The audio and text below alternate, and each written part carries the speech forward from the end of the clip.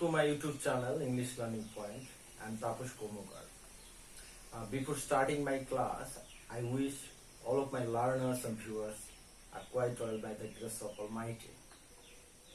My dear learners, today's class I shall try to explain or try to discuss most important topics of grammar portion, that is the rules of voice change. Here in this class, I shall try to explain the rules of changing voice from active to passive in a very simplest way, so that all of my viewers will get acquainted these topics so much easily. I wish all of my viewers will enjoy the class most. I don't want to elaborate my speeches, so let's start the main class.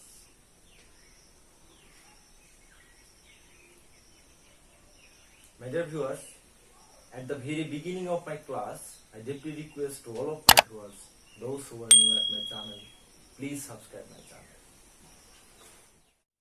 My dear learners, এখন আমি কথা বলবো voice সম্পর্কে। তো voice, before starting my class, I want to express one thing very clearly. If we want to acquire these topics very carefully, then what topic should be learned? That is, related topics হচ্ছে voice শিখতে গেলে যে সমস্ত বিষয়গুলো আমাদেরকে ধারণা রাখতে হবে তা হচ্ছে রিলেটেড টপিকস। বিষয়গুলোর মধ্যে পড়ছে sentence, tense, auxiliary verb, strong and weak verb, subject, verb, object, extension and case. এই কয়টি বিষয় আমাদেরকে ভালো করে আইডিয়া রাখতে হবে। তার মানে হচ্ছে সেন্টেন্সের অ্যাকর্ডিং টু সেন্টেন্সের মিনিং অর স্ট্রাকচার অনুপাতে সেন্টেন্সের বিভিন্নতা রয়েছে। তো ভয়েসেরও অনেক রকমের নিয়ম রয়েছে, যেমন অ্যাসার্টিভ সেন্টেন্সের নিয়ম আলাদা, ইন্টারোগেটিভের নিয়ম আলাদা, এরকম। তো এই ভয়েস শেখার ক্ষেত্রে টেন্স বিষয়টা জরুরি। এছাড়া অক্সিলারি ভার্বের ব্যবহার করতে হয় এখানে, এবং strong and weak verb, that is মূল ভার্বের প্রেজেন্ট ফর্ম, পাস্ট ফর্ম এবং পাস্ট পার্টিসিপল ফর্ম। বিশেষ করে পাস্ট পার্টিসিপল ফর্মটা এখানে বেশি ব্যবহৃত হয়, প্রতিটা মানে ভয়েস চেঞ্জের সময় কাজে লাগে। ফার্স্ট টাইম আমাদের যেটা করতে হয় সেটা হচ্ছে সাবজেক্ট, ভার্ব এবং অবজেক্ট এবং এক্সটেনশন একটা বাক্যের ভিতর থেকে এগুলো আগে ফাইন্ড আউট করতে হয় চেঞ্জ করার সময়। আর এখানে একটা কেস বিষয় রয়েছে, যেটা হচ্ছে সাবজেক্টের অবজেক্টিভ কেস ব্যবহৃত করতে হয়। তো ডিয়ার লার্নার্স, বোর্ডে লিখেছি ভয়েস কি, ভয়েস কত প্রকার ও কি কি। First time I want to describe this matter. Voice, voice হচ্ছে ক্রিয়া সংগঠনের ধরনকে ভয়েস বলে, অর্থাৎ ক্রিয়ার সক্রিয় বা নিষ্ক্রিয় রূপ এটা যে প্রকাশ করে সেই ধারণা প্রকাশক মানে ওয়েকে ভয়েস বলে। অর্থাৎ ভয়েস হলো ভার্বের রূপ, যা দ্বারা সাবজেক্ট নিজে কিছু করে আর অন্যের কাজ তার উপর বর্তায়, এমনটি প্রকাশ করে। সহজ কথায় বলতে গেলে বাক্যের বিভিন্ন প্রকাশ ভঙ্গিকে ভয়েস বা বাচ্য বলে। এখন প্রশ্ন হচ্ছে যে ভয়েস কত প্রকার ও কি কি। ভয়েস প্রধানত দুই প্রকার, যথা অ্যাক্টিভ ভয়েস, প্যাসিভ ভয়েস। তো what is active voice? When a subject is doing any action, that time we can use an active voice. উদাহরণস্বরূপ, mother calls me, অথবা Hassan has done the work. These two sentences are example of active voice because mother calls me, মা আমাকে ডাকে, Hassan has done the work, এখানে subject কোনো কাজ সম্পূর্ণ করা বোঝাচ্ছে। Passive voice, what is passive voice? When a subject is not doing any action, that time we may call this as an example of passive voice. অর্থাৎ যখন subject নিজে কিছু করে না, অন্যের কাজ তার উপর বর্তায়, অথবা কর্ম বা অবজেক্ট এর মাধ্যমে কাজ সম্পূর্ণ হয়, তখন তাকে আমরা প্যাসিভ ভয়েস বলবো। এক্সাম্পল, এখন আমি প্যাসিভ ভয়েসের এক্সাম্পল দিব। এক্সাম্পল হচ্ছে I am called by mother, অথবা the work has been done by Hassan. So, my dear learners, I am called by mother. মা কর্তৃক আমাকে ডাকা হয়। The work has done by Hassan. কাজটি হাসান কর্তৃক সম্পূর্ণ করা হয়েছে। এখানে অবজেক্ট বা কর্ম বাক্যে প্রাধান্য পেয়েছে। That is why I can easily say these are example of passive voice. তো আশা করছি অ্যাক্টিভ ভয়েস এবং প্যাসিভ ভয়েস কি বিষয়ে সাধারণ ধারণা এবং ভয়েস রিলেটেড যে সমস্ত টপিকস গুলো রয়েছে, যেগুলো শেখা জরুরি ভয়েস কমপ্লিট করার জন্য, সেই সমস্ত বিষয় সম্পর্কে আমি আগে একটা ধারণা দিয়ে দিলাম। আর এই দুটি প্রশ্ন আমি আইডিয়া করানোর চেষ্টা করলাম। ভিউয়ার্স, এখন আমি অ্যাক্টিভ থেকে প্যাসিভে পরিণত করার যে নিয়মসমূহ সেগুলো নিয়ে কথা বলছি। নিয়ম হিসেবে দেখতে পাচ্ছি 1 নম্বরে লিখেছি অবজেক্টকে সাবজেক্ট হিসেবে লিখতে হয়। 2 নম্বরে লিখেছি সাহায্যকারী ভার্ব বসে, এটা ওই যে সাবজেক্টের যে পার্সন এবং টেন্স অনুপাতে সাহায্যকারী ভার্ব বসাতে হবে। মূল ভার্বের পাস্ট পার্টিসিপল ফর্ম বসাতে হবে। 4 নম্বরে বাই, উইথ বা টু ইত্যাদি বসে। 5 নম্বরে সাবজেক্টের অবজেক্টিভ কেস লিখতে হবে। 6 নম্বরে অতিরিক্ত অংশ থাকলে বাই বসানোর পূর্বে অথবা বাক্যের শেষে ব্যবহার করা যেতে পারে। তো এই বিষয়টিকে, এই নিয়মসমূহকে আমি ক্লিয়ার করার জন্য দুটি উদাহরণ প্রয়োগ করেছি। তো আমি এই উদাহরণগুলো আগে এই নিয়মের মাধ্যমে সলভ করে দেখাই। তো আমি উদাহরণ হিসেবে লিখেছি Hasan has done the work. তো my dear viewers, first time এই সেন্টেন্সের এটা সাবজেক্ট, অক্সিলারি ভার্ব, তারপর মেইন ভার্ব, এরপর এটা অবজেক্ট। তো আমাকে অবজেক্টকে সাবজেক্ট হিসেবে ব্যবহৃত করতে হচ্ছে এই যে 1 নম্বর নিয়ম অনুপাতে। তাহলে দ্য ওয়ার্ক। এরপর আমাকে ব্যবহার করতে হবে সাহায্যকারী ভার্ব। তো সাহায্যকারী ভার্ব ব্যবহার করার বিষয়টি একটু জটিল, আমি এই ব্যাপারটিকে একটু পরে ক্লিয়ার করে দিচ্ছি। সাহায্যকারী ভার্ব ব্যবহার করার সময় আমাকে বিবেচনা করতে হবে যে এই সেন্টেন্সটা কোন টেন্সে রয়েছে। এটা প্রেজেন্ট পারফেক্ট টেন্সে রয়েছে। প্রেজেন্ট পারফেক্ট টেন্সে মাইডিয়ার ভিউয়ার্স এখানে হ্যাভ বিন বা হ্যাজ বিন ব্যবহৃত হয়। দ্য ওয়ার্ক এর সঙ্গে হ্যাজ বিন সুইটেবল। তাহলে দ্য ওয়ার্ক হ্যাজ বিন। এরপর মাইডিয়ার ভিউয়ার্স মূল ভার্বের past participle, that is V3 form ব্যবহৃত হবে। তো এই যে প্রেজেন্ট পারফেক্ট টেন্স বা যে কোনো পারফেক্ট টেন্সে মূল ভার্বের V3 ফর্মই থাকে, তো আমি এটাই ইউজ করতে পারছি। এরপর my dear viewers by with to, এটা শব্দ অনুপাতে বসে, এখানে বাই সুইটেবল। এরপর সাবজেক্টের অবজেক্টিভ কেস বসবে, তো বাই এখানে লিখতে হবে হাসান। তো মাই ডিয়ার ভিউয়ার্স, এই যে সাবজেক্টের অবজেক্টিভ কেস, এই ব্যাপারটিকে একটু ক্লিয়ার করছি। কেস 3 প্রকার।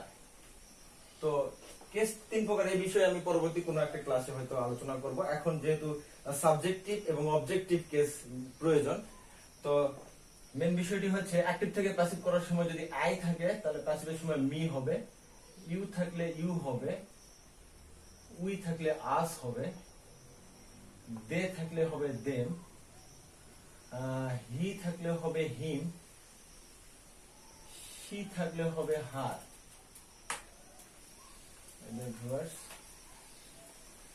ইট থাকলে হবে ইট। এছাড়া থার্ড পারসন কোনো কিছু থাকলে অপরিবর্তিত থাকবে, মানে অপরিবর্তিত থাকবে। থার্ড পারসন কোনো কিছু থাকলে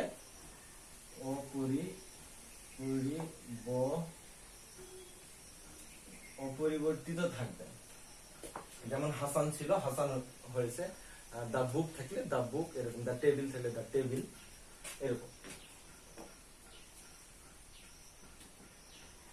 তাহলে নেক্সট উদাহরণে আসি। মাদার কলস মি। তো একটি কথা বলতে চাই, যখন আমরা প্যাসিভ ভয়েসে পরিণত করব, যখন এই যে অবজেক্টিভ কেসে থাকবে, তখন এখানে যেহেতু আমি সাবজেক্ট হিসেবে ব্যবহার করছি, সো এই অবজেক্ট কি আমাকে এখানে সাবজেক্ট হিসেবে ব্যবহৃত করে নিতে হবে। তাহলে মি এর সাবজেক্টিভ কেস হচ্ছে, এই যে মি এর সাবজেক্টিভ কেস হচ্ছে আই, তাহলে এখানে আই লিখতে হবে। ভিউয়ার্স, এরপরে আমাকে দেখতে হবে যে সাহায্যকারী ভার্ব ব্যবহার করব। সাহায্যকারী ভার্ব ব্যবহার করার জন্য এখানে টেন্স বিবেচনা করতে হচ্ছে। টেন্স বিবেচনাতে দেখছি যে এটা this is an example of present indefinite tense, that is why I have to use am is are। এখানে আই এর সাথে am সুইটেবল, আই am। এরপরে কল এর পাস্ট পার্টিসিপল লাগবে, কল ভার্বটি called, I am called by mother, মানে এই যে সাবজেক্টটা এখানে যাবে। হ্যাঁ, তো মাই ডিয়ার ভিউয়ার্স, আমি আর একটি উদাহরণ ব্যবহার করব এখানে।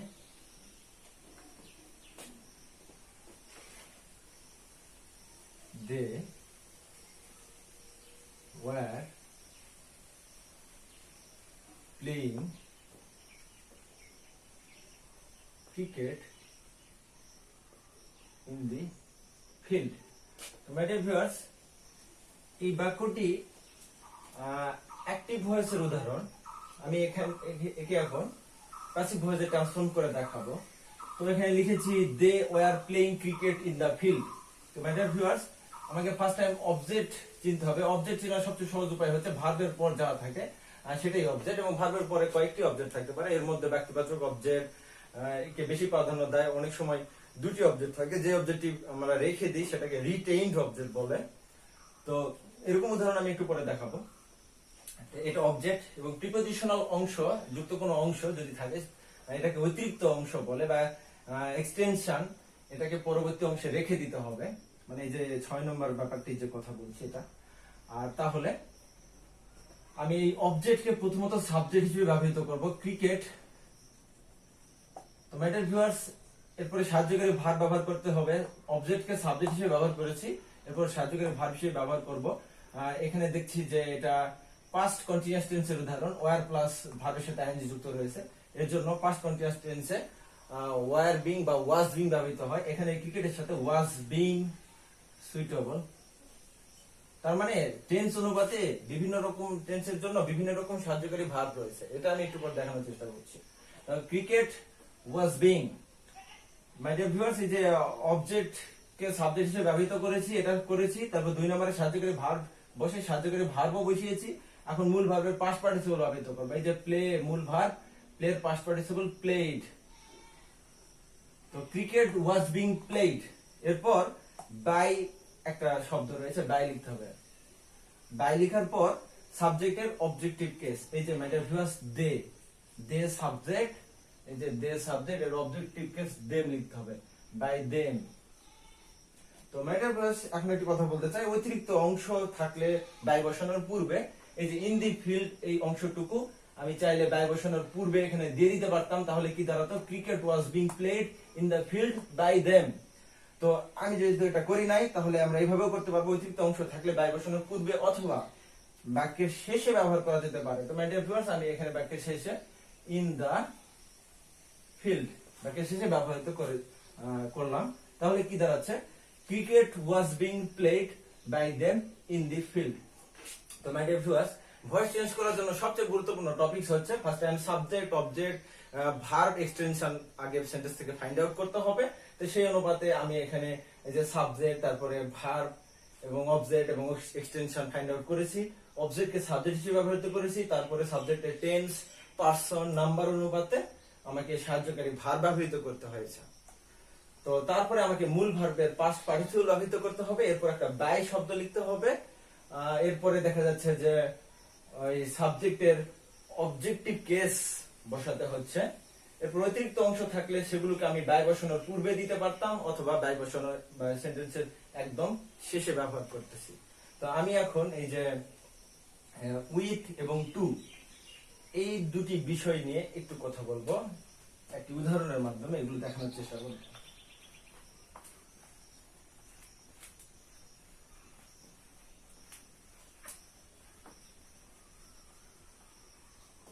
যেমন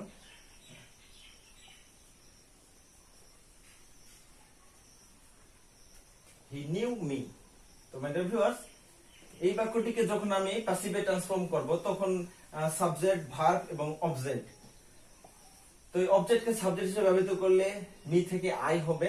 এখন এটা দেখছি এটা হচ্ছে পাস্ট ইনডিফিনিট টেন্সের উদাহরণ, এই জন্য এখানে পাস্ট ইনডিফিনিট টেন্সে ওয়াজ বা ওয়্যার ব্যবহৃত হয়, আই এর সঙ্গে ওয়াজ ব্যবহৃত করতে হয়। আই ওয়াজ নোন, তারপরে এখানে বাই লিখতে পারবো না, এই নো শব্দটির পরে টু ব্যবহৃত হয়, নন টু। তারপরে বাই হি থাকলে এর অবজেক্টিভ কেস হিম লিখতে হবে। তো মাই ডিয়ার ভিউয়ার্স, যে নো এর একটি উদাহরণ দেখালাম, এরপরে উইথ এর একটি উদাহরণ ব্যবহৃত করে দেখাবো। যেমন his behavior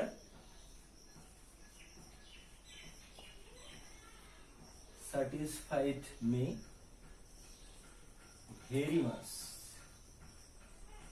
হ্যাঁ, তো মাই ডিয়ার ভিউয়ার্স, এই যে হিজ বিহেভিয়ার, এইটা একটি সাবজেক্ট, এটা verb, past indefinite tense, satisfied, object, extension. তো প্রথমত এই অবজেক্টকে সাবজেক্ট হিসেবে ব্যবহৃত করব, মি অবজেক্ট হিসেবে আছে, এখানে সাবজেক্ট হিসেবে ব্যবহৃত করলে আই হয়ে যাবে, আই। এরপর সাহায্যকারী ভার্ব ব্যবহৃত করার আগে দেখবো এটা কোন টেন্সে রয়েছে, যেহেতু পাস্ট ইনডিফিনিট টেন্সের উদাহরণ, that is why I have to use here was, I was. তারপরে এই যে স্যাটিসফাইড, মূল ভার্বের past participle, I was satisfied. I was satisfied, চাইলে আমি যে ম্যাটার ভিউয়ার্স অতিরিক্ত অংশ এখানে দিয়ে দিতে পারবো, আমি এটা করব না, এটা পরেই রাখবো। I was satisfied with, তারপরে এই যে his behavior, এটা হচ্ছে থার্ড পারসন, আর এরকমই থাকবে।